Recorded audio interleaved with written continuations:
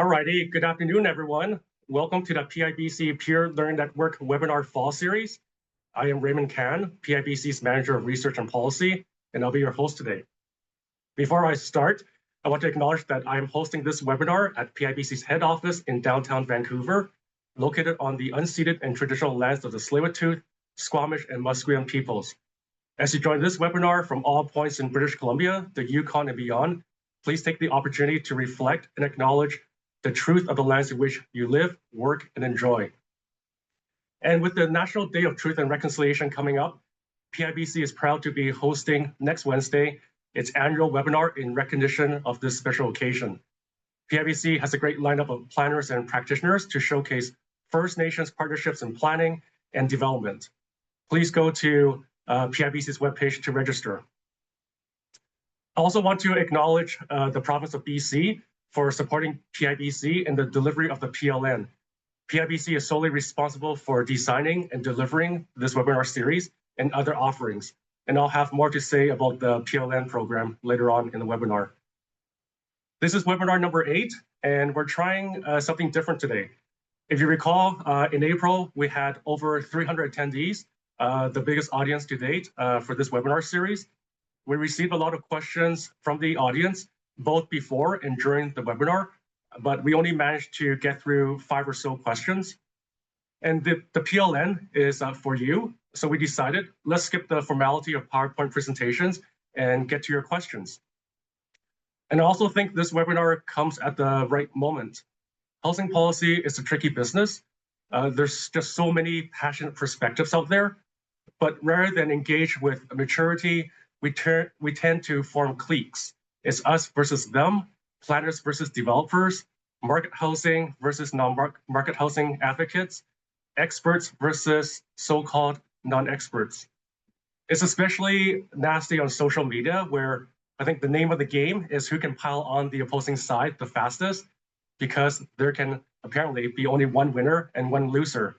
And I think this is all BS and evidence of really low EQ. It really takes our eyes off the ball when what we should be doing is solving problems together and making our cities better for more people. So I may be naive, but I do believe we all have the capacity to engage in good faith, listen to opposing viewpoints, and be willing to unpack and defend our arguments and assumptions, and be okay to evolving our positions. How do we get there? Well, definitely not by shouting at each other and not by sniping at each other. We should try to step outside our comfort zone and engage with one another in a civil manner. And I hope this webinar today can be part of this civil dialogue. Obviously, there will be points of agreement and points of disagreement. I do think we can all agree that we can disagree without being disagreeable. I know our panelists will be respectful to one another. I also know you in the audience will be respectful behind your keyboards. So I'm now going to ask our panelists to turn on their cameras.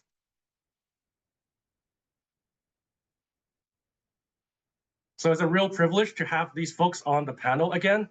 Alison Espetveidt of Lidstone, Annelise Veen of Purpose-Driven Development, Michael Mortensen of Livable City Planning, and Jay Wollenberg of Wollenberg Monroe. And I hope everyone had a chance to watch their video bios. So we're going to cover questions grouped into 4 segments or 4 themes, and I'll post them into the Q&A box. I'll also keep an eye out on in the Q&A box for any new questions, but I'll largely be sticking to the questions submitted in advance. And finally, this webinar is being recorded and will be posted on PIBC's YouTube channel. Alrighty, so let's get started.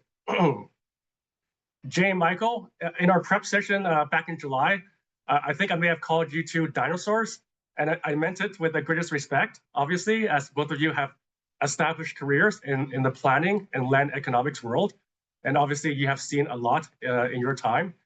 But have you ever seen the housing market, especially in Metro Van, where A, pre-sales have collapsed in the condo market, B, there is a growing supply of newly completed condos with no occupants, C, the marketplace has been basically frozen year to date. Buyers and sellers are not making any transactions. And D, developers seem to be spending a lot more time on social media. So Jay and Michael, is this a cyclical thing that we'll all forget in a year or two? Or is this the beginning of yet another new normal? You want to go first, Jay? You're muted. Oh. Oh, you're Jay, muted, Jay. you're muted. Oh, there we go. How's that? Sorry. Good. Thanks, Michael. I'm the more grizzled of the two of us. Many of the people watching this were probably not born in 1980, or even if they were, they probably were too young to remember that from 1980 to 1988, the Metro Vancouver housing market saw probably the worst shock it had seen. Something like a 25 or 30% decline in price, and it stayed in that trough for almost a decade.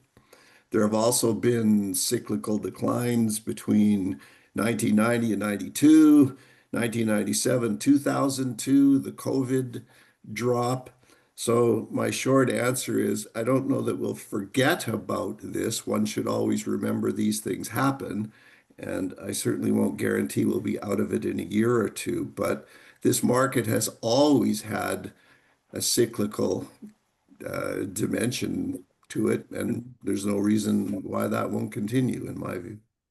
Yeah, and I've been around enough time to have lived through a few down cycles. The big global financial crisis, 2008. I was working on the development side. I just recently crossed over from being an urban planner with the city of Vancouver to a development manager running projects all over Greater Vancouver. So yeah, I had a sales center that didn't have a single sale for a year, people, staff, people in the sales center. Things are stuck. A lot of different issues in terms of uncertainty. We're seeing unemployment at 7% across Canada, or 7%, across BC at least. So people, low wage growth. And the bigger story, though, I think, is skyrocketing costs to develop. So you see my pro formas, the last session, 2005 to 2025. I think we're seeing enormous increases in development cost, and buyers are tapped out. So and everyone is in a holding pattern. But we have to remember, real estate's sticky. It's not like there's going to be a great crash and there's going to be all these great deals. I think we're looking at very historically high land prices, and they're probably going to stay that way. But structural drivers are really big, so we can get into those I think later. But yeah, the trade war, low wage growth, bank buyers. There's going to be a rate cut probably this week, so everyone's waiting. Is there going to be another rate cut? Should I buy now? Big government fees and extractions have eaten into minimum profitability for a lot of projects. And there's a lot of sneaky other costs, pay in lieu for parking that no one builds, things like that.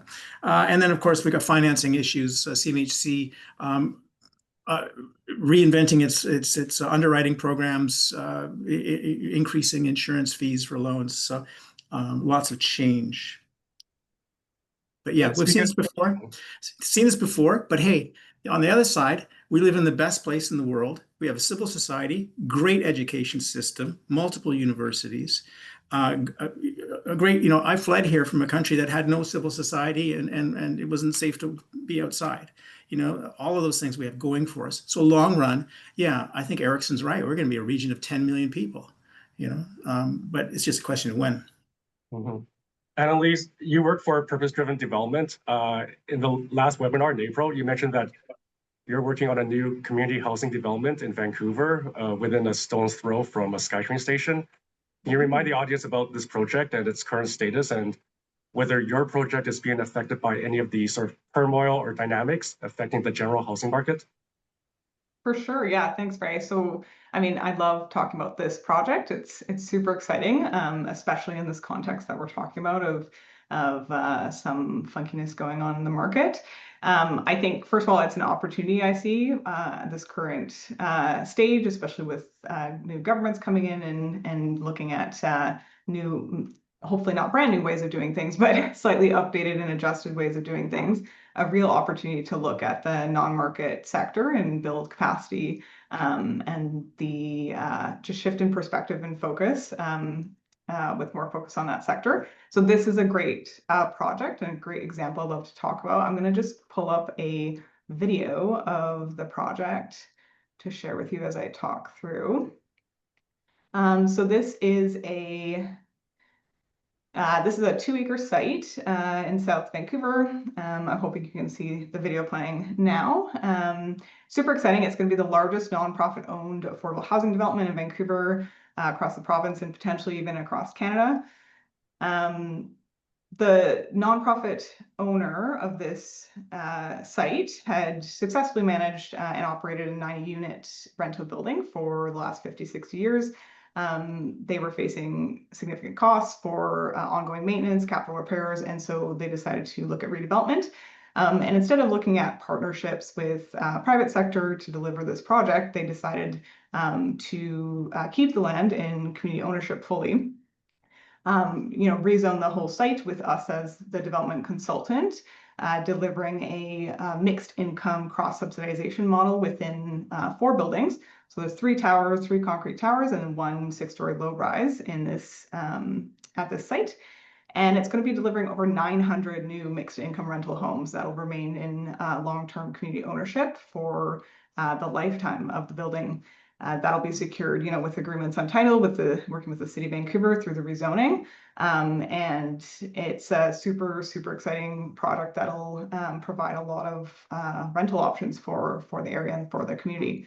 The target populations for the site are really seniors and families and the workforce, especially given that it's about a 2-minute walk from the Canada line. So super exciting project.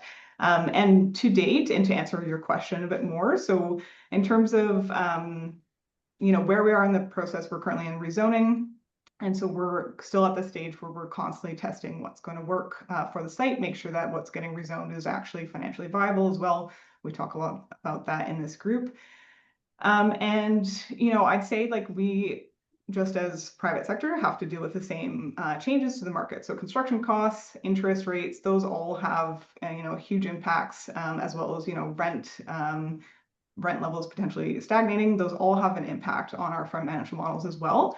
And so we're kind of testing and making sure that we're able to negotiate with the municipality, with province, with the potential lenders on how we can continue to make this project viable and proceed.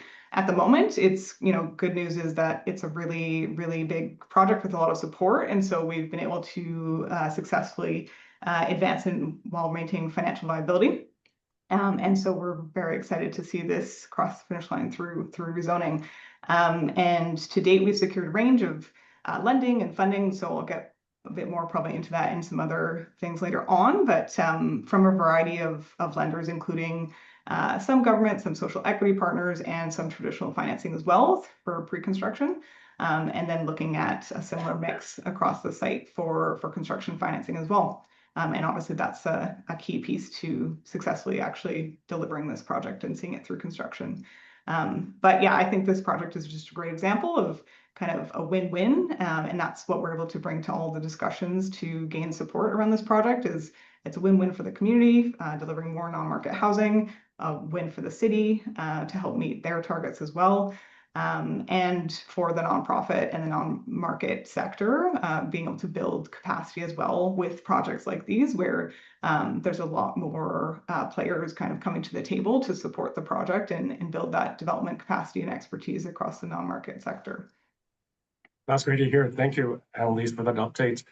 Alison, you're the legal expert on the panel. You obviously work with many public and private clients. What are you seeing in your practice in BC related to housing?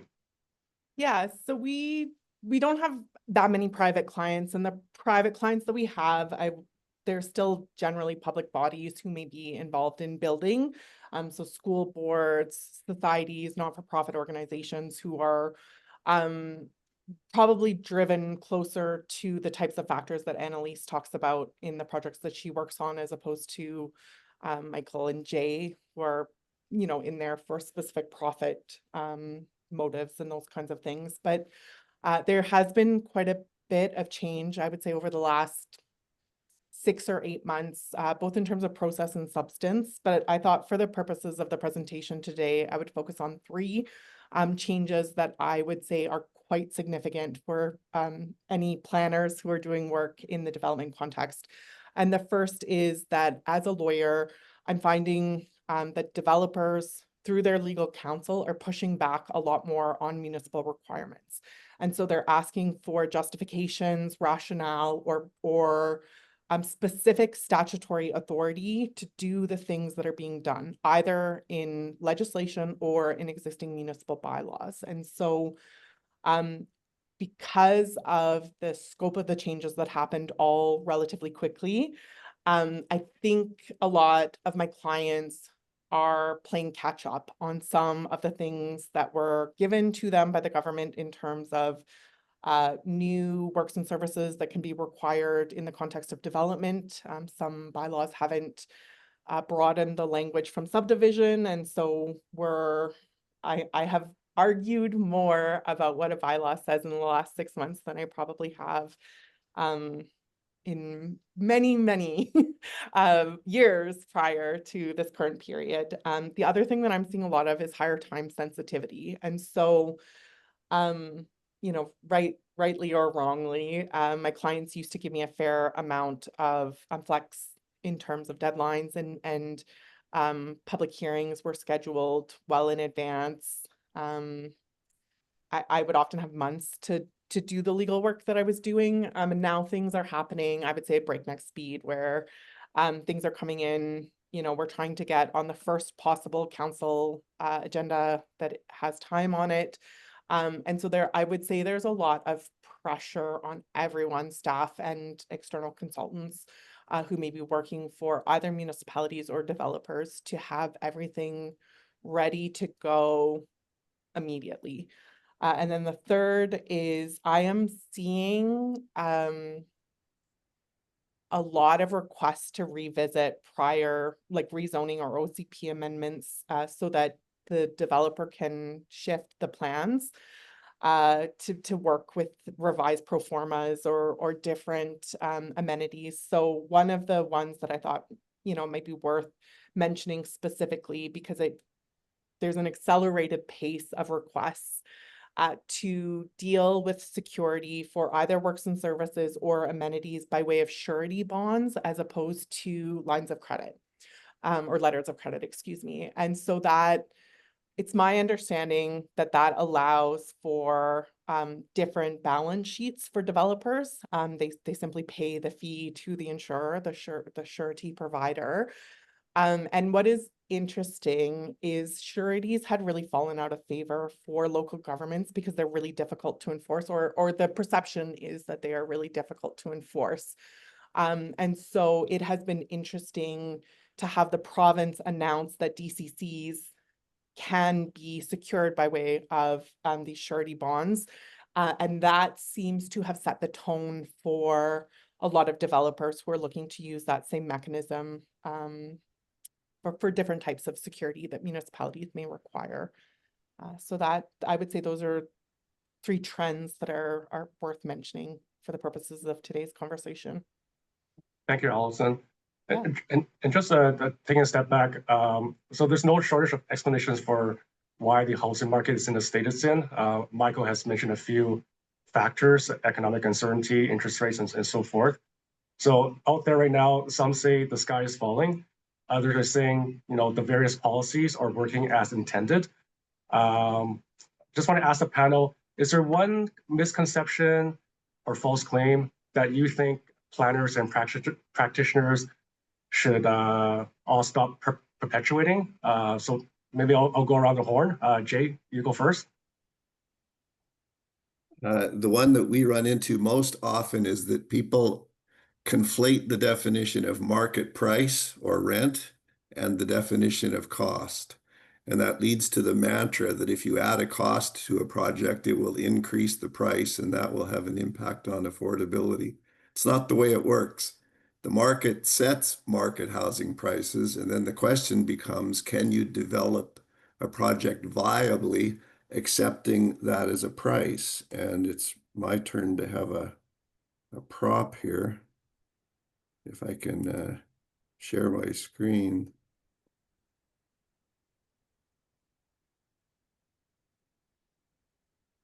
There Everybody see this? Yep. Does that work? Yes.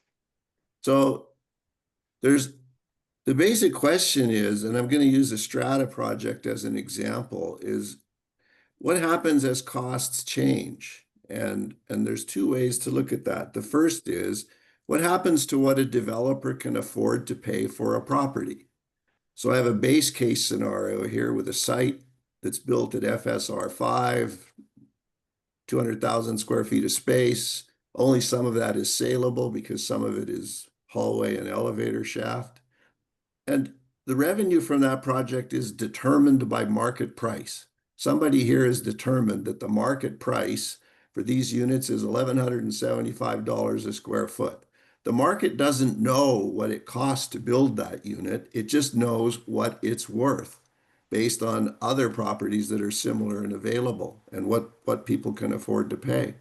That's all the money there's going to be. You take out a marketing cost and you get a net revenue. You build the project. Here I've got it in at $530 a square foot, soft costs. And now in this base case, there's a DCC that works out to 30 bucks a foot. There's no ACC yet in this place. So we get a total cost, which is just under 140 million. We take out a developer's profit, because that's a budget item. It's not an accidental end product of a project.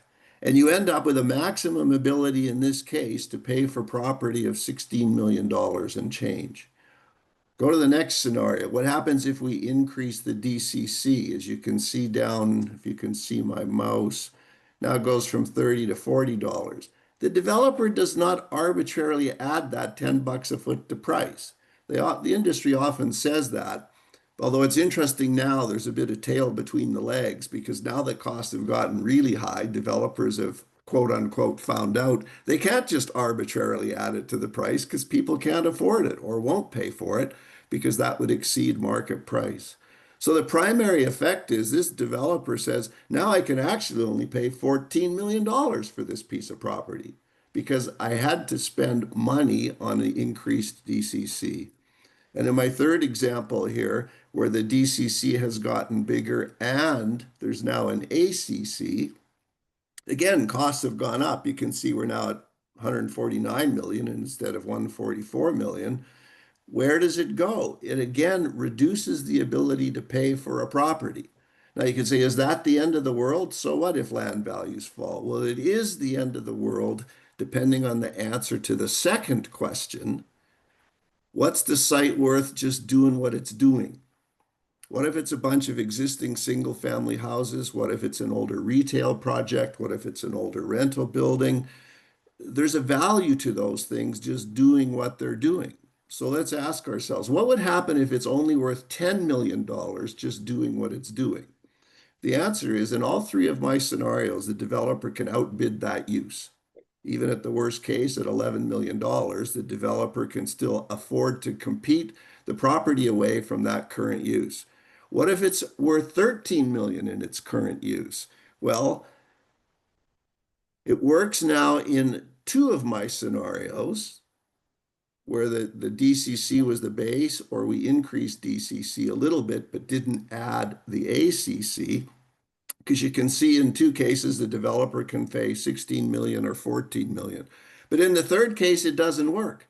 The developer can no longer outcompete the existing use in terms of getting the site to purchase as a development property. What does that mean? That means this situation has an inherent limitation on how much cost it can absorb, which means an inherent limitation on how much DCCs can increase or ACCs can be increased on the project. And the third case, what if it's worth 15 million in its present use? Now you can see only the base case works. There's little room to increase cost here. So the cost does not get directly added onto price, which is the common mantra. But what happens is the cost can create a risk that development is not viable, because developers in an urban market cannot always outcompete the existing use in terms of ability to pay for the site. That's the big fear. And I'll close by saying, in many cases, that's what's happening now. By shifting to more fixed cost and less reliance on how much value is created by rezoning, we're at risk of creating lots of projects that are not viable because of the fixed cost that's being imposed on them. Yeah. I'll stop sharing. Probably worth noting, Jay, that that's probably 10 properties, 33 by 120 that you're going to assemble for between 10 and 16 million. So it's a big, yeah. It comes down to that. Mine, I thought there's a bunch of what's this myths, I guess, false claims. And I think one of the big ones I hear a lot, other than this huge oversupply overhang of housing. It's 3,200 units that are completed and unabsorbed right now. We've seen that before a number of times in the past. And this wrong supply narrative, which I really disagree with, because nobody has data. I pressed the Globe and Mail. They said Vancouver and Toronto have the glut of small dog crate condos that nobody wants. It's like, well, show me the data. Have you got data that tells me how big the inventory of unabsorbed homes are? Is it the large homes that are unabsorbed because they're expensive? None of them have that. So the Globe retracted their story. I'm still pushing McLean's because they put something out recently, said the same thing. But they have no data. I bet you it's the big expensive units that are sitting out there. We know on the realtor side, they sell last, not necessarily first. The big one, though, I think, is that rezoning it leads to speculation and uncontrolled land inflation. There's this kind of mythology that developers are running amok, bidding silly money on projects. So I thought I'd share mine while we're at it. Where's my file here? One sec. And I think it's land. It's land. This is the problem, but it's not land. The reality is that we are seeing increasing costs of construction development across multiple cost categories.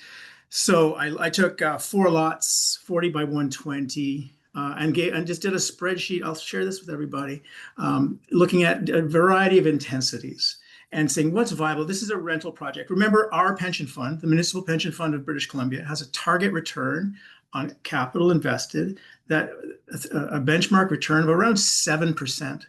So I did a row house at 1.2 FSR, a low rise at 1.5, a 4-story at 2 FSR, 5 to 6 at 2.5, 6 at 2.8 FSR, 12 at 4 stories. And kind of a Broadway plan, 20 plus stories at 5.5. And those are the returns on equity given the pro forma that you'll see below when you open it up. But essentially, I think the reality here is that if you look at the amortized, if we look at the land, and I've got land in here at $3 million a lot. I just dragged it across. I just ignored land lift or CAC for the moment. You can see that the land cost, the most expensive housing, is the low density housing at $521 a square foot for a 1.2 FSR row house. And the least expensive is a Broadway plan rental. And we're seeing Broadway plan properties transacting at, roughly 120-ish to 150 a square foot buildable. So the low density projects have the highest land costs, but what we see is that construction starts to creep up as the biggest cost, followed by land. Third place are government fees. So if you look at the pro forma that I'll share with you, you'll see that they're in third place, about 8% for a high rise. These are DCCs, ACCs, all the other development cost levy. But I think that the big takeaway is developers don't go and speculate willy-nilly. They know exactly how much they can pay for land, and that by increasing the intensity and the use of land, we can bring down and amortize the land cost. But these are very sensitive. So there's a transactional plan, 20% below market homes. There's a 5.81, not quite the threshold for our pension plan. And this is what we should ask as planners. The other false narrative is that developers are these, creatures driven by wild profit. And really, look, these are real costs, and this is delivering less than a 6% annual return. And that's the cash on cash after you pay your mortgage, and the principal payment that you can't really touch. So that's the 5.1. But if we were to say, like, we want 30%, some planners, you hear, oh, we just make the developers do 30%. Well, now that drives the returns down on everything. I think we are going to have to look at these transactional exchanges and say, what's viable? Can we keep going at 20, or is 15 going to actually drive us into sort of viability range for higher density? Also, track the number of homes produced. In this case, we're looking at the split between below market and market. I think fundamentally, planners need to really focus on this and understand the economics. Thank you, Michael, and thank you, Jay, for both of you for the visual aids, and we'll make them available to the audience after the webinar. I want to get to Annelise and Alison. One misconception that you think ought to be debunked. Annelise. Yeah, great, thank you. So I'm actually going to potentially disagree a little bit with Michael there. So I think one thing, or build on it maybe, is one thing is I do think that there's a myth. I agree that there are myths around developers, being super profit hungry to a certain extent. I would just put it out there that it's very challenging when municipalities go up into these discussions with developers without that backup, right? So I agree that there needs to be a lot more understanding of the numbers, right? But I would also just say, who is going to provide that understanding? Because I think there are different goals and objectives, right? Depending on who is bringing the numbers. Numbers can be adjusted and reflect the story you want to tell to an extent. It's not as objective as people always like to say. And I think part of this to actually achieve kind of that win-win solution, I think both Michael and Jay had talked about some really great ideas at the last time we met and got together around different ways of paying for infrastructure costs, right? There are different approaches to that. So I do think we need to look more collaboratively at that. And again, just make sure that the views at the table in those discussions are bringing all the perspectives that are important to what our priorities are as a society. So from the planning perspective, from the development perspective, what actually is viable, what is viable, and what are developers willing to take in terms of profit or whatever to deliver projects, along with the non-market side of things. And just the last point was around the argument in terms of the right kind of supply. Not going to really speak to the market housing side of things. I don't know about, expensive condo pre-sales, those kinds of things. But within the housing continuum overall, there is evidence, many places across the country where, vacancy rates, which are often used as a indicator, I guess, of availability of housing. There might be a vacancy rate overall for a community that's 1 to 2%, something like that. But it's not reflecting the actual vacancy rates for below market units. And we come across this quite a bit because what happens is that the statistics, and CMHC also recognizes this, that it's hard for them to break those out and have those to be able to look at them, because the lack of availability of non-market units has a huge impact also on then the available of market units, because people will end up paying more to end up in a place that's not affordable to them. But then, also on the other side, people will end up in shelters because they can't afford, there's no non-market units available, right, to rent. And so I think that the myth around using in a lot of spaces the vacancy rate as a hard and fast indicator needs to be questioned a little bit more when it comes to non-market housing, because oftentimes the vacancy rate from non-market housing is actually much lower than it is for market housing, which is even scarier, I would say. And making sure that those non-market homes are being delivered alongside market housing ensures that there's that breadth of the right kind of supply that meets everyone's needs. So that's just the nuance I wanted to add to that comment. Thank you. And Alison, you get a last word on this question. It's interesting. I had thought maybe to talk about a different myth, but having listened to my co-presenters, I think maybe the myth that I would mention is that that development is an opportunity to get stuff for free. And while there may be capital cost savings, I actually think that the long-term plan around either amenities or infrastructure or community sort of resources that are provided as part of development, the planning around those resources stops at the time that the capital costs are sort of extracted from, I'm going to say industry, but I know they come from, some of Annelise's clients as well. It's not just industry that is paying for these things, but like I'm often asked to try and draft things that will have someone else other than a municipality pay to maintain things like paths or parks or playground equipment or buildings and those kinds of things. And that just legally is extremely difficult to do. And practically the enforcement, even if we can get those arrangements in place, I think it will be unattractive politically to be suing residents who maybe own an strata or trying to go after defunct companies and spending a bunch of money to chase down $0. So I think maybe the myth that I would focus on is that the life cycle of any sort of public benefit that's provided as part of development needs to be part of the conversation instead of just sort of an immediate win.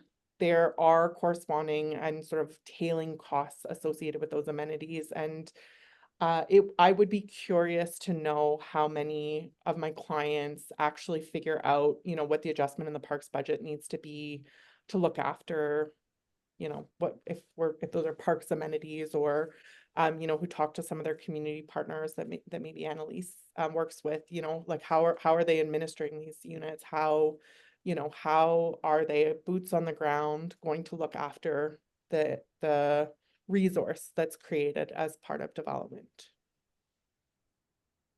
Thanks, Alison. I want to go back to Annelise briefly. Just thinking about the community housing sector, what keeps you up at night when it comes to the community housing sector? And maybe just a second question briefly, why is it so important that land stays in community ownership? Yes, love this question. Could talk about this in an entire webinar. So yeah, first of all, I mean, I'll just define the community housing sector. I think sometimes, and maybe me to an extent in the last webinar too, talked a lot about nonprofits. A lot of our work is with nonprofits, but really this sector means that land that's in community ownership means with nonprofits, with governments, with churches, First Nations. There's a variety of community ownership models that exist within the sector. So it's not just nonprofits who own like a 6-story wood frame, rental building at affordable rents. There's many things that I could talk about, we lose sleep over the same kinds of things that private sector does, construction costs, interest rates, all those things are definitely shared, like I mentioned. But I think the thing that for me keeps me up is actually something that keeps surprising me is the lack of understanding and lack of from a lot of different sides about the capacity that exists within the non-market and community housing sector, especially here in BC. So BC has a very robust non-market housing sector or community housing sector, and I get these questions all the time still from like private sector colleagues, even from non-market sector themselves and municipalities that don't know about the capacity that exists and that's grown, especially over the last 10 years under the National Housing Strategy, but that existed previous to that. I think, the sector overall is bursting with people who, first of all, know how to own, operate, manage really well rental housing for decades, for lifetimes of buildings. But it's also been really growing in capacity with development experience and expertise.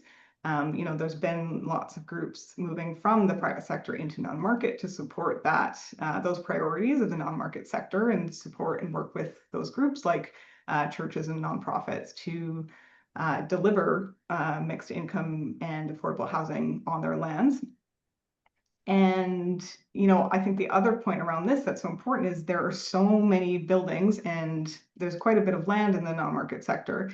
But a lot of them are coming up and in dire need of redevelopment. So, a lot of those buildings were built, maybe in the 50s, 60s, 70s, definitely aging repair. We talked a little bit about this last time, the trade-off between long-term retention versus redevelopment. And there just comes a point in a building's lifetime when that is really necessary, because there's not a lot of additional capital available to reinvest into keeping an existing building all the time.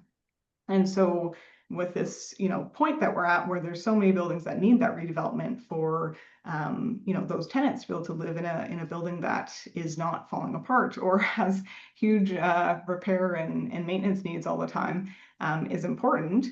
And, I guess moving into your second question, the importance, I think, of redevelopment with partners who are not taking equity out of that land or that building, and ensuring that there remains in community ownership, creates immense societal community value for the long term, for all of us, because those buildings, once built over time, you might have mixed income or mixed rents to begin with. So you might have a certain percent are at market rent levels and a certain percent are below market, some type of affordability level, depending typically on the financing program that's available at the time. But over time, these rents, will end up stabilizing and, decreasing most likely over time, because those groups don't have the same motivations. That building will stay within non-market ownership for the long-term operations of the building, because typically, again, that's an agreement on title that you have to sign within a municipality. So that guarantee is there, and I'd say the accountability is there within that sector to maintain rents and housing that meets the community's needs. And there's a big growing capacity need. There's room for a lot more capacity and a lot more delivery as well. So I would encourage, I always encourage people to take a look at trying to support the sector where possible. But I think that for me, later on we'll talk about a few other questions, but this is where I think the opportunity is right now to really focus on how do we beef up the sector, build that capacity so that we can, provide that actually available affordable housing stock now, but also for the long term into the future. Thank you, Annelise. Just moving on, the next couple of questions I think maybe a bit spicy here. So I'll go around the horn. Everyone just give me a yes or no answer.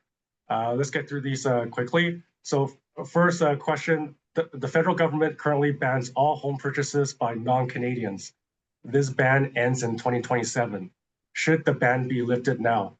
Around the horn, Annelise? No. Michael?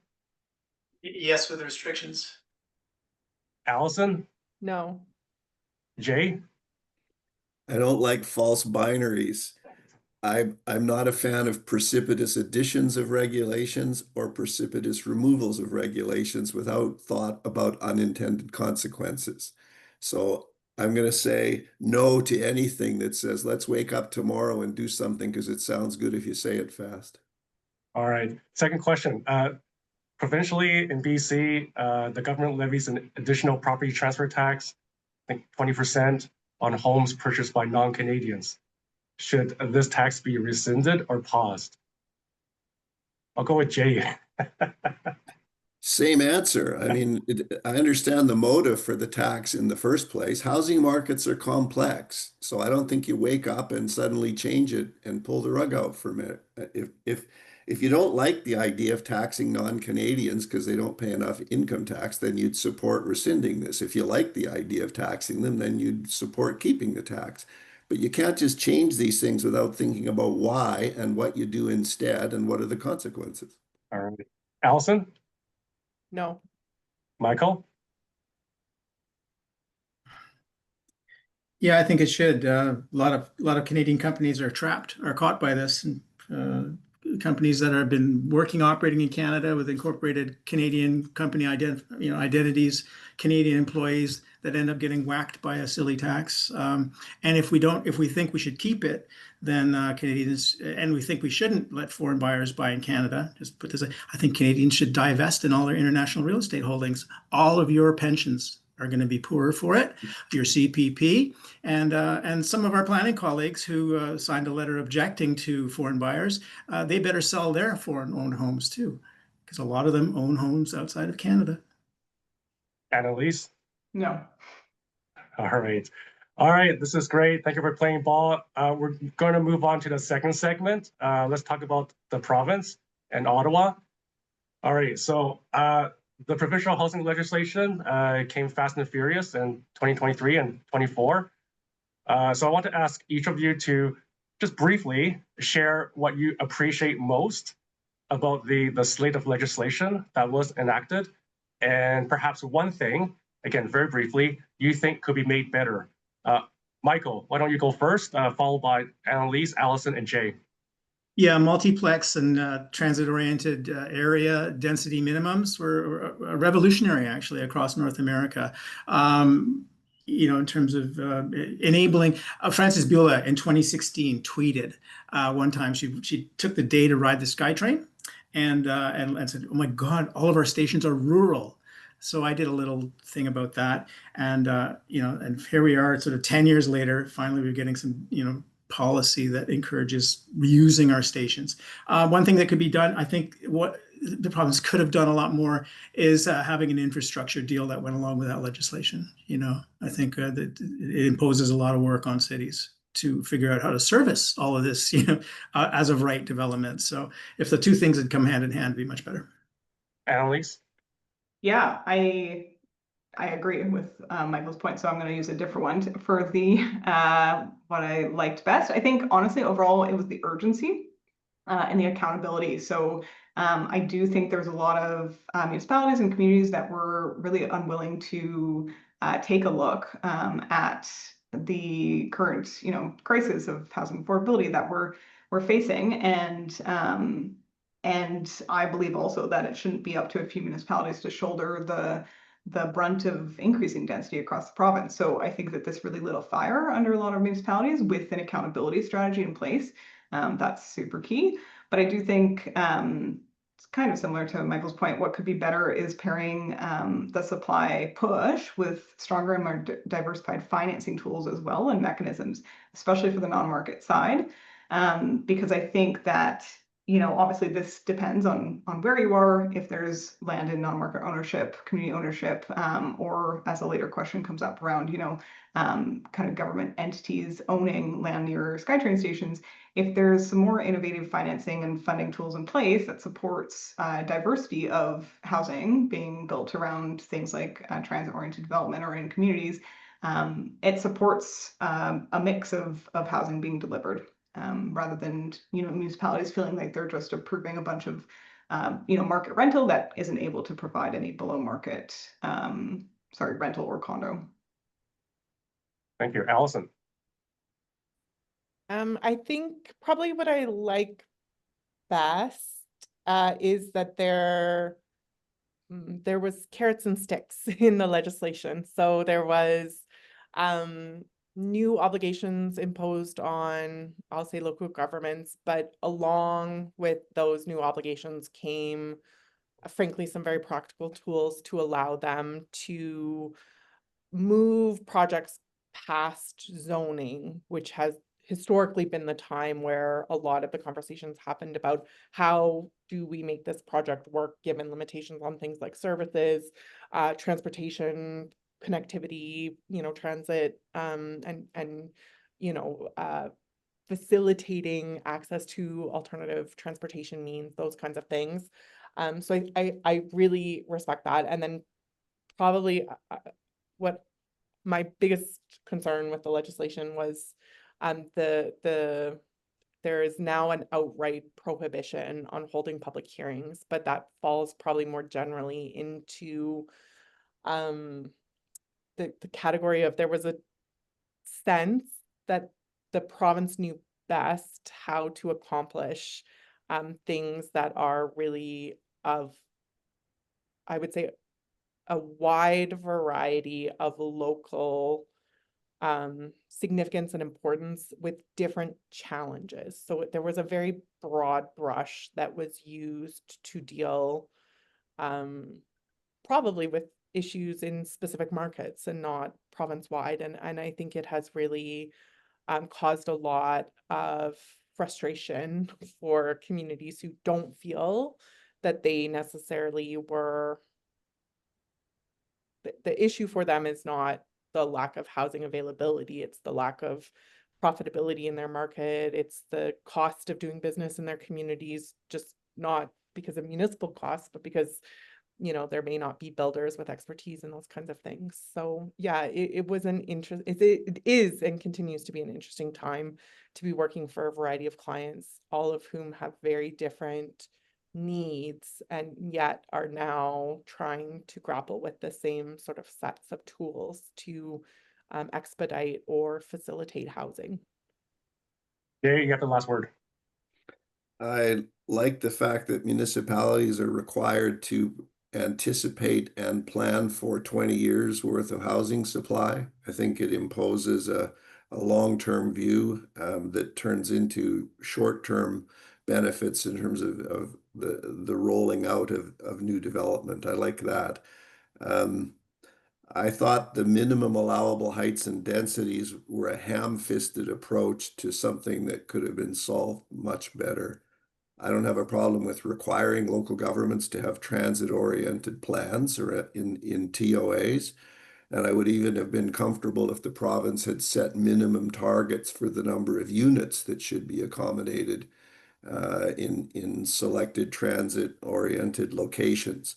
But I think local government is far better suited to choosing appropriate heights, densities, housing mixes, infrastructure, and amenity plans than the provincial government is at producing a simple table with a height and a density in it. All righty. So just staying with the province has a new provincial minister in charge of housing and municipal affairs. If you could have 15 minutes with Minister Boyle over coffee, what would you say to the minister? So quickly again, around the horn, I'll go with Jay. Well, I guess this is partly based on noises that are coming out of the social media outbursts that you talked about earlier. I would say stop picking friends and enemies. The problem, the causes of our housing situation are very complex, and the solutions will be very complex. And I think the solutions require full participation by the private sector, the public sector, and the not-for-profit sector. And I think there should be less finger pointing and in particular, more acceptance of the fact that given the number of housing units that we require and the cost of providing those, that there's no way the public sector can do it all. Developers are not the enemy. There's a way to produce a framework in which the resources of the private sector and the public sector are used to produce a lot more housing faster and more affordable. Michael, briefly. Always succinct. I echo what Jay said. There's no way the public sector can do it all. And if you do the math on even a moderately affordable new home, you know, the upfront capital cost is easily $500,000. You can talk about deep subsidy. You're almost at full capital cost, $500,000 a door. There's no way the taxpayer, you, all of us, the rest of the country is in no mood for that type of demand, fiscal demand. So we need to be smart and engage the market sector. But if I had one thing to do, I'm going to be a bit, maybe a bit controversial. I would tell the housing minister that she needs to reorganize Metro, consolidate municipalities into more rational geographies, appoint a mayor of Metro, or maybe let's elect a mayor of Metro, almost like the mayor of London, who then will lead a coordinated response to urban infrastructure, climate resiliency with the feds and the province. we're in a bind. If we don't accept 500,000 migrants a year, skilled migrants, people who bring economy and growth to our country, we'll be in a dependency ratio of, one working person for every two retired, 2 to 1, 2 working for 1 retired. In the 60s, it was almost 7 working people supporting one senior citizen. Think about it. We're at 3. That's not going to end well. So, and again, appoint or elect a mayor of Metro who can oversee these big pipes and transit and new deals with the province and the feds. That's the quid pro quo. If we're going to grow as a country, we're going to accept new people to come and work in Canada, live in Canada, contribute to society, then we need to house them, and to house them, we need to service all of this growth. Alison? Yeah, the legislation has left room for a lot of substantive parts of the new housing legislation to be implemented by way of regulation. And I would say that it is imperative that there be some lead time and consultation, both if there is no plan to adopt regulations that may radically change the processes and mechanisms that my clients are developing as we speak, to try and fill in the legislation. So if that's fine and they can keep investing time and resources into developing it, that's great. If there is a plan at the provincial level to do things like define what consultation is required in advance of DCCs and ACCs, or to put restrictions on the types of housing agreements that can be used or implemented, or the content of those housing agreements, I think there needs to be an engagement with local governments to see how those provisions in the Local Government Act are being used, and then what missing content in the legislation could be improved by way of regulations, rather than simply sort of undoing a bunch of work that has already been happening on the ground in the absence of those regulations. Annelise, you got a last word. Great. I mean, there's many things, but I'll keep it short. So I'll be back in my soapbox. Keeping focus on the community housing sector is important. The homes that are delivered literally save people's lives. And they also do support, our economic growth as well. I'm not going to pretend like the non-market community housing sector can deliver all the homes we need. That's definitely not what I'm trying to say. But I do think the reason I'm honing so much in on this as well is that often the private sector, there are a lot of advocacy groups. They often have one of the loudest voices at the table, and very good and efficient at delivering a streamlined message, right, to government and bringing that forward. And so, that's great. I think, it's just as important to work with the community housing sector as well, and municipalities, right? Ideally, maybe there'd be more streamlined messaging coming out of that. So that's feedback I'd give to those groups to work through. But again, it's that bringing all those perspectives around to the table. I also think, again, I think keeping an eye on exploring options of diversification of types of capital that can be employed in the non-market sector is important.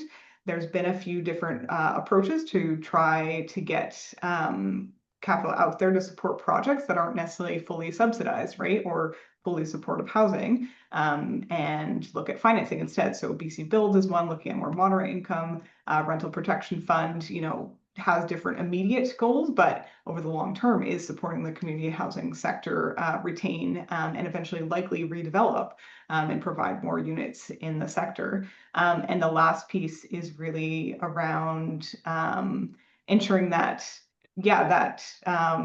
we're keeping housing more affordable where possible, and something I think we all agree on is talking to those who actually deliver housing about new regulations and policy coming out. There's been a few things that we've hit up against around soil disposal, like some really small things around new policy coming out. Soil disposal, obviously code changes have huge implications to housing delivery, and it's really important that as these are being rolled out, that the sector is being engaged on those. Michael, do you have something brief? Yeah, I just realized I just gave a really metro-centric answer to the last question, and I would just echo the call for a complete overhaul of and review of all the provincial rules and regs that impact housing supply, all the way down to the property transfer tax and the whole motive and reason for it. Why we took it to 5% on more expensive assemblies. I mean, none of that's creating more affordable housing, but it is giving BC more tax revenue than almost all of our natural mining, forestry, water royalties. There's a huge, it has been a huge profit center for the province, but it's not an affordability center, is it? So I think an overhaul of all the provincial rules and regs that impact housing would be really timely. All right. So just one last question in this segment. Let's touch on the federal level. As you all heard, Prime Minister Carney announced the new Build Canada Homes Agency on the weekend, capitalized with $13 billion, with a focus on scaling up affordable housing on federal lands. If I'm sitting across from the Federal Minister of Housing Infrastructure, Minister Robertson, what would you like me to say? Just briefly, I'll just go to Annelise. We're short on time. Sure. Okay. Something I saw that came out yesterday that I was excited about, but I'd also like to continue the conversation on is providing predictability in financing. So that's something that for the non-market community housing sector, super key and has not been the case. So I'm seeing it again. It's going to shift, from CMHC likely over to what's it called? Build Canada Homes. And while that's great that that's the intention, I would just ask them to consider that, those changes come with changes in government, even when there's not a party change. So that's very challenging for the sector to keep up with. Projects are created based on the financing that's available in the programs and the expectations around what's going to meet those program priorities. And I think making sure that it stays as close to consistent as possible with previous programs, obviously with feedback and updates where possible from those who've tried it and gone through it is great. But I really would love to see that predictability actually stick and be a result in this new entity going forward. Does anyone else want to jump in before I move on? I think some really big tax changes, for example, that could allow rollover capital investment rules like they have in the US that would allow people to reinvest in properties without triggering capital gains would be a really big game changer for a lot of people who have buildings that could generate far more housing. And these are the very folks who have the capital and the capacity to develop more housing. I think really, also we really Canadians need to earn more money. We need to keep more money. Like part of our housing challenge has been an income challenge. Is that we've been very poor in terms of income growth across the developed world. And like I said in the last session with my pro forma from 2005 versus 2025, cost to develop more than three times increase. Government fees and taxes more than 7 times up.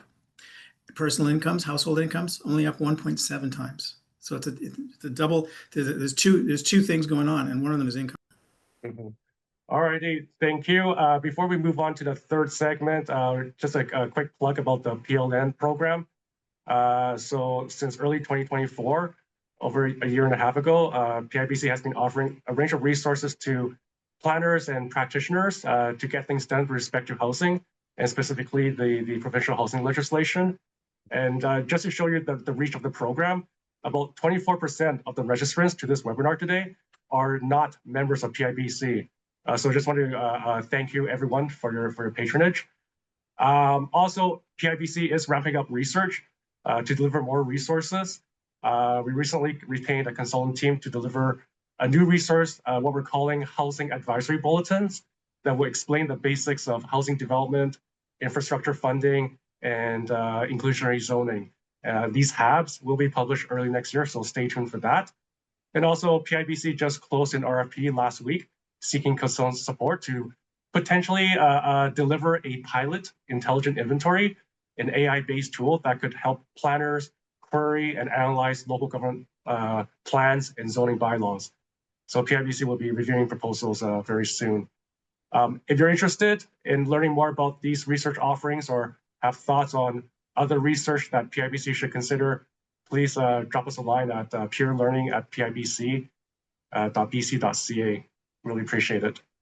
So quickly moving on, we have 30 minutes left, just under 30 minutes. Really want to talk about, gain a bit more sort of insights about each of your sort of professional journeys. So I'll start with you, Annelise. There's a lot of emerging leaders and grad students in the audience today. Can you share with us about your planning journey? Specifically, did you feel like you got the right amount of training in planning school to be able to hit the ground running doing housing development work? Yeah, interesting question. First of all, yeah, I think it's really important I'd love people to share more when they're on panels and speaking about things, that they're working in, to share how they got there. Because I think it's not only important for emerging professionals, but even for those of us who've been in the sector for a while or in our industry for a while. It just helps us, with that discussion that you're talking about at the beginning, this polarization of opinions and approaches, to know where people are coming from, because oftentimes people are bringing a different experience and perspective that we might not even be considering, right, when we're seeing ourselves as an expert in an area, to see how those expert opinions are being shaped, right? So I first got interested in planning. I actually worked at the City of Vancouver with mayor and council, and so I kind of got to see the drama that happens between staff and council, the public. Very interesting, loved it, but I got bored very easily. I was on the administrative side of things, and so I picked planning, did my master's in planning, and my focus ended up being on housing. But it wasn't necessarily with the intention to go into development. Didn't really know what I wanted to get out of the degree. I kind of just wanted to find my path. And I took all 3 of the courses that were offered related to housing and development when I was there. So very limited availability of courses that really dove into it. One was on policy, housing policy over the last 100 years or so in Canada, and looked at case studies of unique, innovative housing models.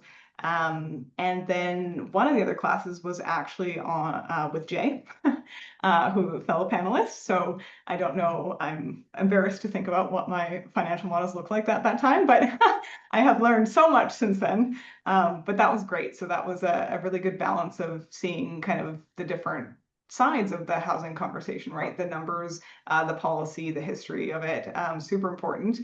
And yeah, I started to see how nuanced housing was, and I knew I wanted to go in and try to deliver it.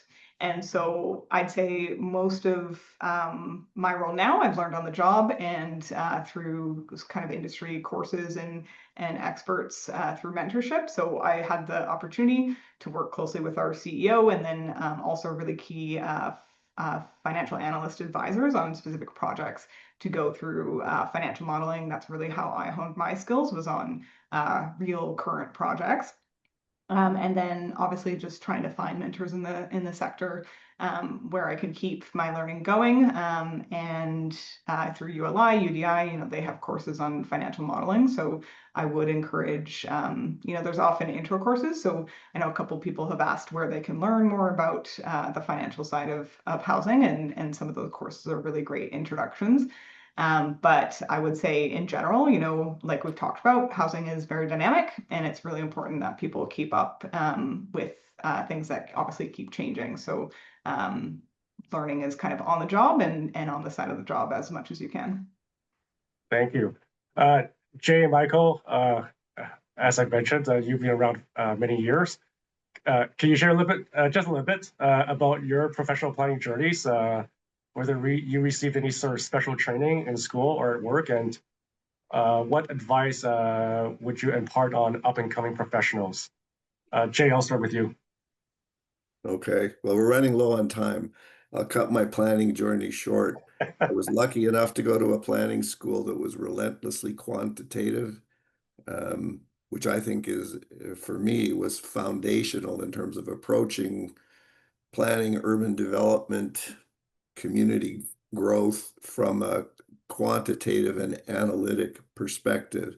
And early in my career, I was fortunate to cross paths with person who became my partner, Sandy Monroe, who was an urban land economist. And I'm going to go out on a limb and say we were probably the first consulting practice in BC that had a foot firmly in the worlds of community planning and urban land economics.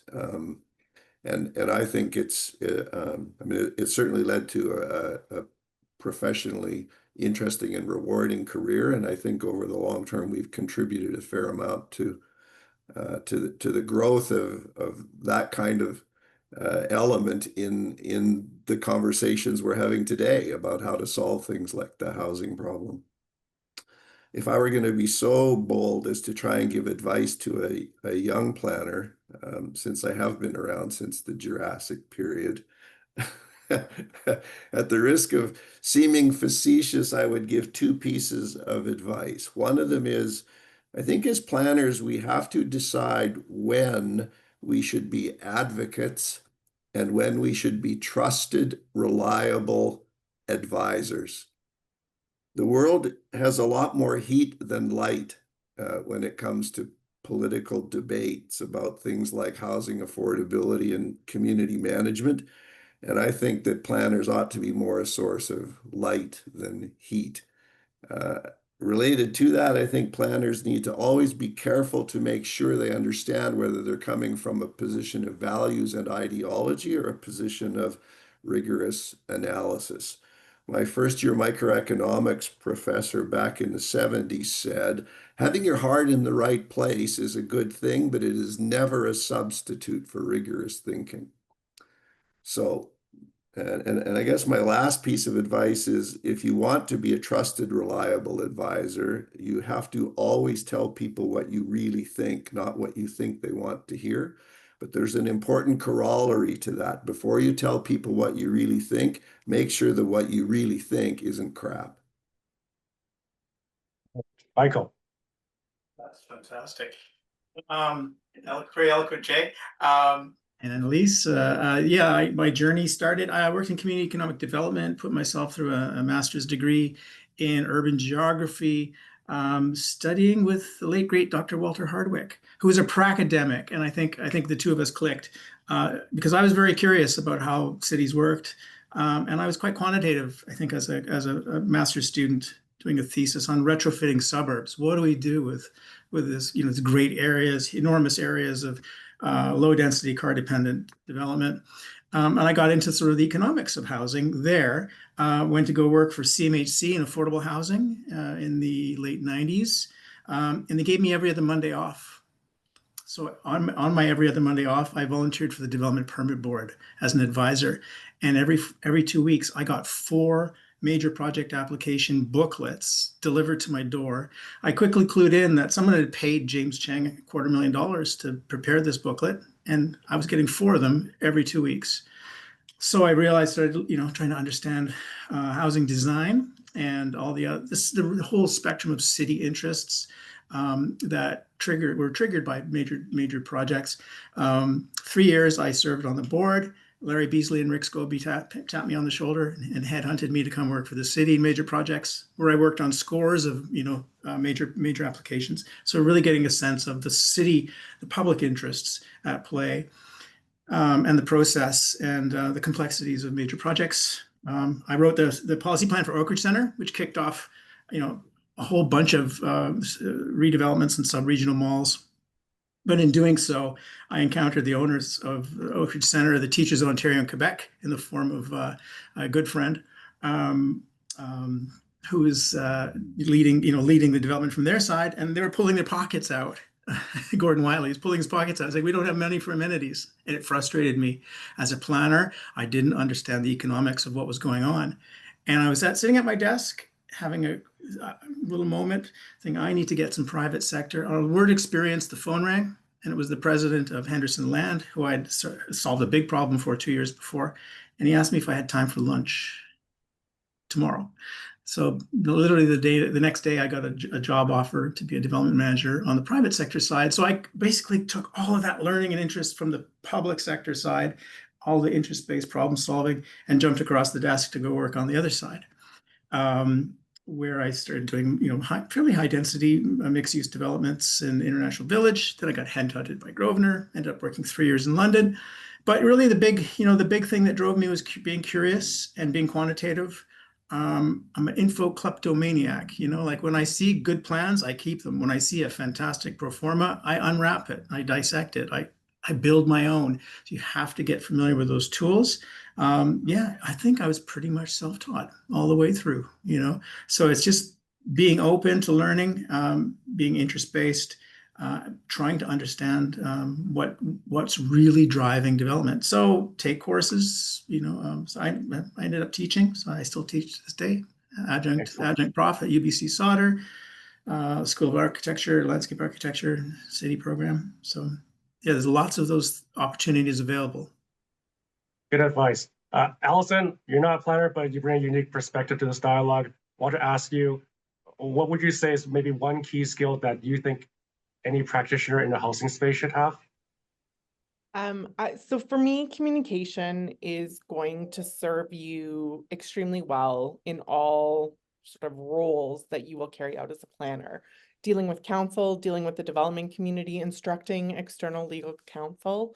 I can keep my bills down and do the work efficiently if the information that is conveyed to me is well organized, it's succinct, it's able to identify the issues of importance to the client and the representative of the client who's providing me with the background, and issues that require advice and direction or recommendations on. Awesome. All righty, this is great. We're going to move on to our final segment. These are more of the technical topics, if you will. So panelists, try to be as brief and to the point as possible. We have quite a few questions to go through, and we have about 15 minutes left. I'll go back to you, Alison. Everyone is screaming for transparency these days, release the files, that sort of thing. Should government taxes, fees, levies, what have you, on new housing construction be explicitly displayed for all buyers to see? Why or why not? Yeah, so it is an interesting idea that they should be, almost like a transparency in advertising kind of piece of legislation or regulation under like REDMA, the Real Estate Development and Marketing Act. I will say, if you are a person who is interested in these things, there is an obligation on municipalities to be transparent on how fees are calculated, how DCCs are calculated, how ACCs are calculated. The information is there. Like if you are a civically minded individual,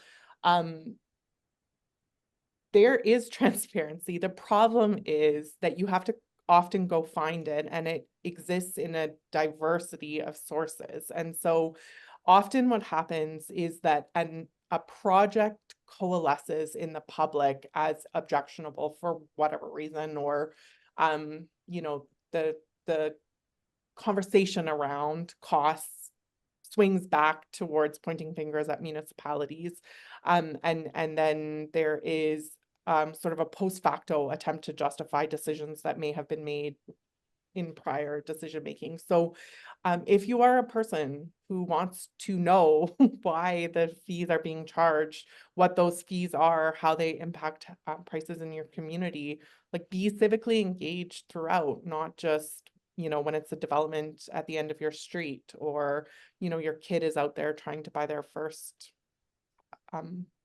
property, housing unit. So yeah, it's there, it's available. I want to go to Annelise. Someone asked, are we relying too much on the private sector to deliver non-market housing? I mean, yeah, I'd say the private sector shouldn't be delivering non-market housing.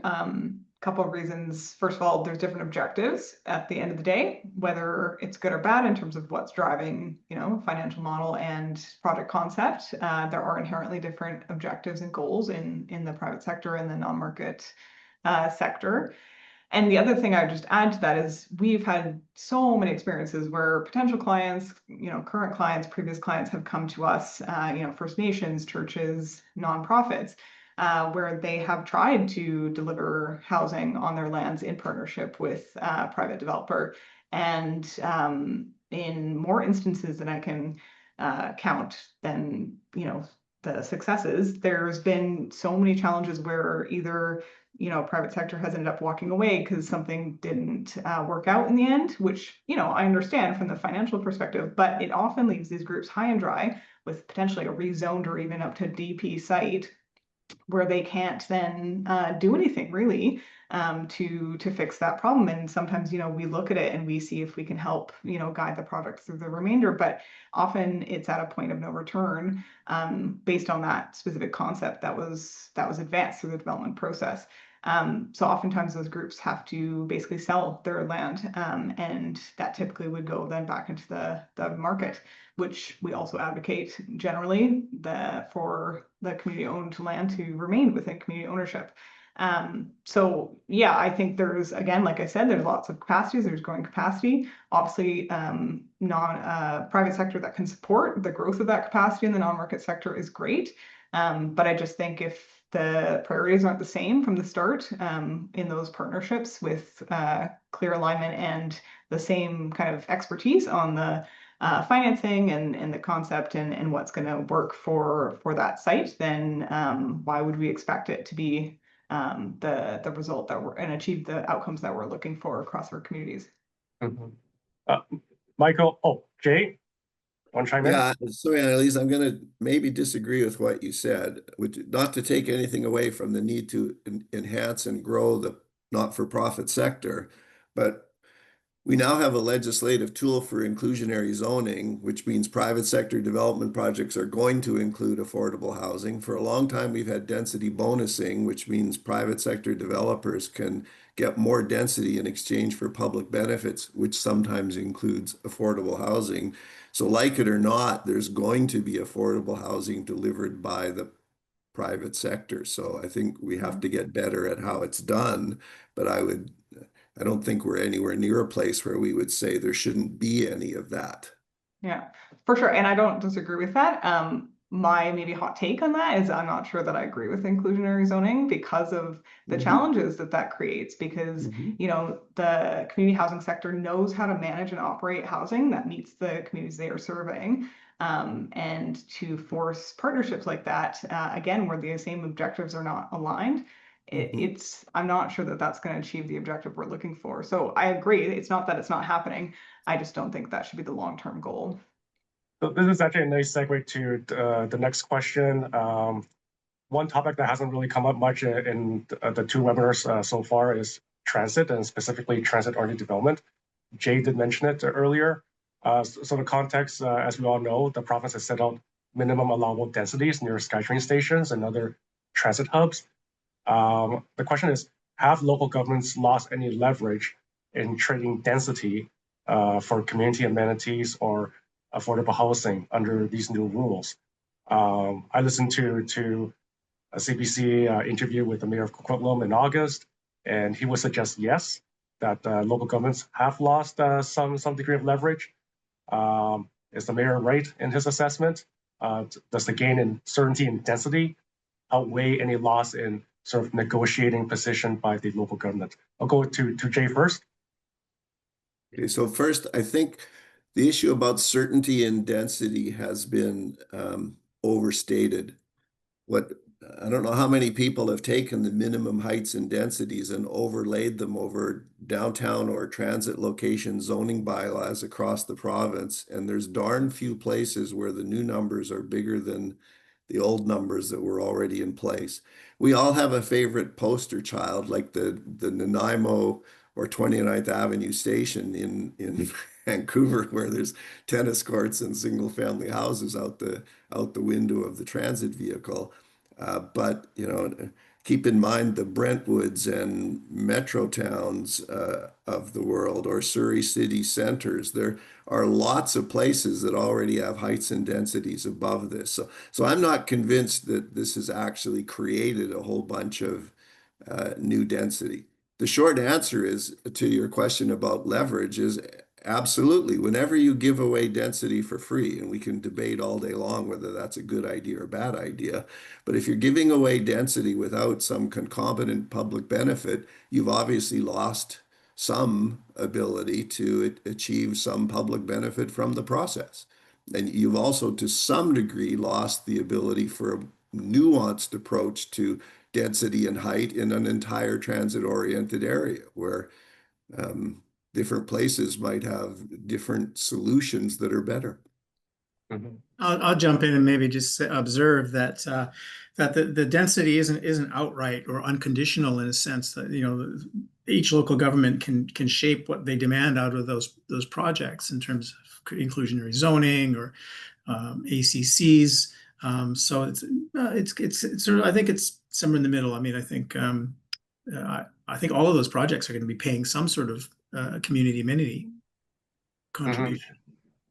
So Michael, staying with you, so we've seen a big uptick in market rental housing in the last few years, and do you foresee a pathway for home ownership for younger households, especially in pricier urban areas like Vancouver? Yeah, we've seen it. You know, there are places in the world we've shared equity programs that were quite common in the United Kingdom. In Toronto, you've got options for homes where there are opportunities for either market or nonprofit developers to contribute shared equity capital to housing purchases.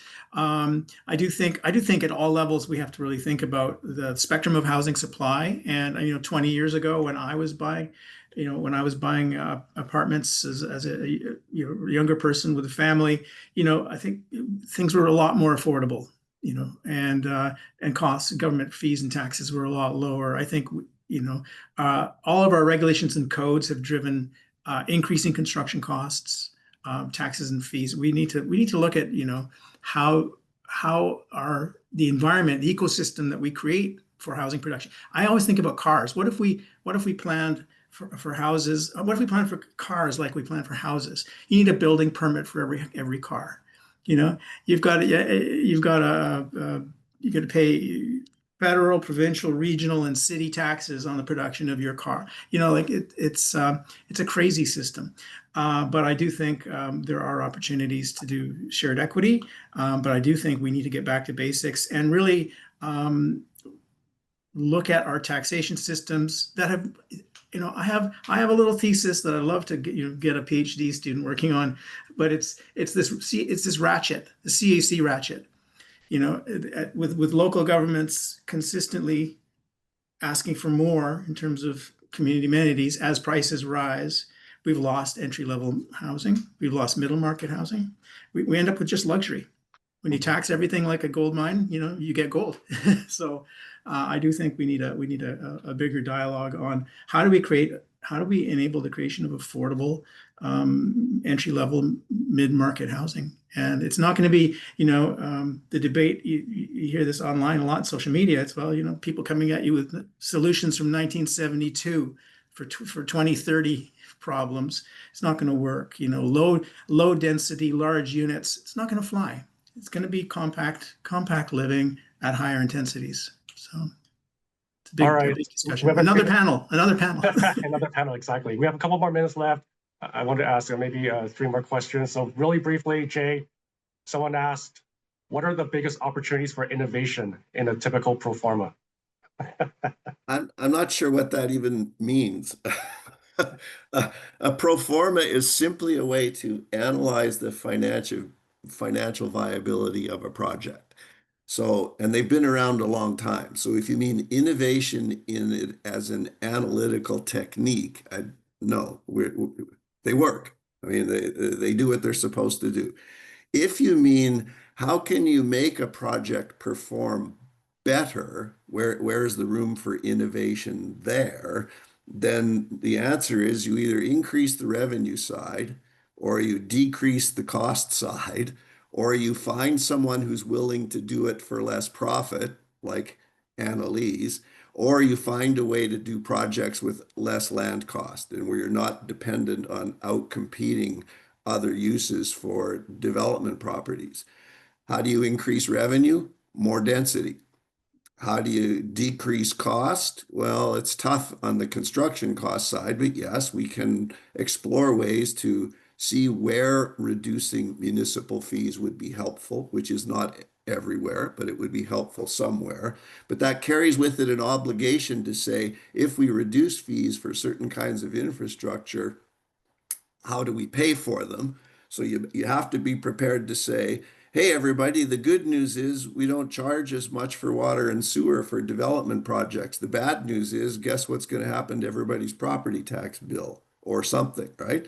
So, I mean, there's ways to tinker with these variables. That's where the innovation is, not in the pro forma as a financial analytic device, right? It's just a model. Alrighty, final question goes to Alison. Are there legal risks for local governments using pre-approved plans to fast-track development? Short answer, yes. Longer answer, also yes. I would like to see, some of your earlier questions were about policy changes, like advocacy that could be done with other levels of government. There are legal precedents that make municipalities responsible for buildings that, for whatever reason, end up being unsafe or don't meet the building code. And so these concepts of like pre-approved plans are great. I love them. What I would like higher levels of government or courts to do is to say that it is reasonable to rely on these pre-approved plans as part of necessary due diligence in processing housing approvals. Thank you, Alison. And I left Yeah. that question for you at the end because our next webinar is on October 15th, and we have yourself and 3 other lawyers. And so registration begins on the 1st. So this is a wrap. 90 minutes went by fairly quickly. Had a lot of fun. Hope you too as well. Alison, Annelise, Michael, and Jay, thank you. Much appreciation for playing ball today. We should do this again, hopefully. And obviously, thank you to everyone in the audience who spent your extended lunch hour with us. Let us know what you think about this webinar. Do you want to see more of these dialogues? What the cool kids call podcasts, or do you miss the PowerPoint presentations? Let us know. Send your feedback at purelearning@pibc.bc.ca. And that's a wrap. Have a good rest of your day and see you soon. Hey, Ray, just wait. People were forced to look at Michael's guitars through all of that. So I just want to show everybody a quality musical Wow, instrument. look at that. All righty. Have a good rest of the day. All right. Thanks. Bye-bye. Oh.